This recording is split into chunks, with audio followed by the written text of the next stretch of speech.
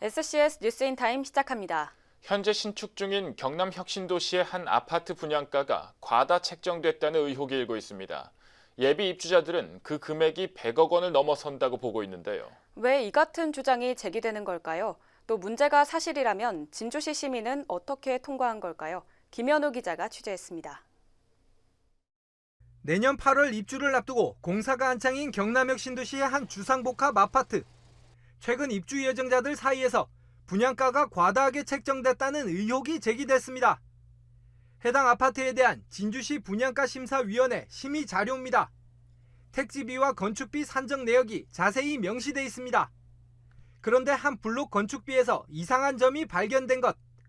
분명 최고층이 30층인데 31층 이상 기준으로 건축비가 책정된 겁니다. 현행법상 분양가 상한제 적용주택의 기본형 건축비를 보면 31층 이상 건물의 건축비는 21층부터 30층 사이보다 1제곱미터당 5만 원 정도 비쌉니다. 해당 동의 가구당 공급 면적은 111제곱미터에서 150제곱미터 사이로 세대 수는 81세대인데 단순 수치상으로는 5억 7천만 원이 과다 책정된 셈입니다.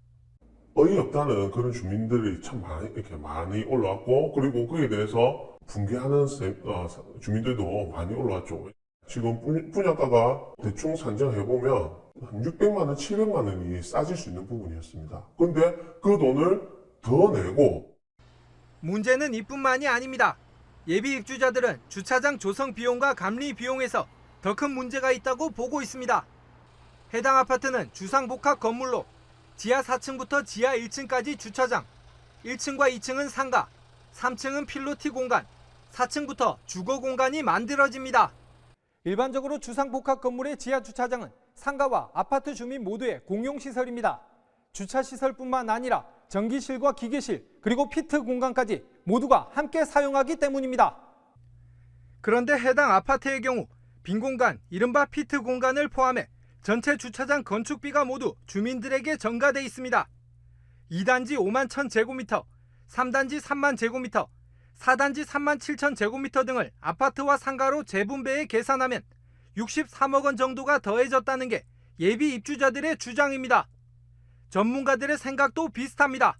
상가를 위한 주차장이 이제 일반적으로 분리되어서 사용되고 있기 때문에 상가에 사용되는 주차장 면적이나 또 이에 수반되는 비용을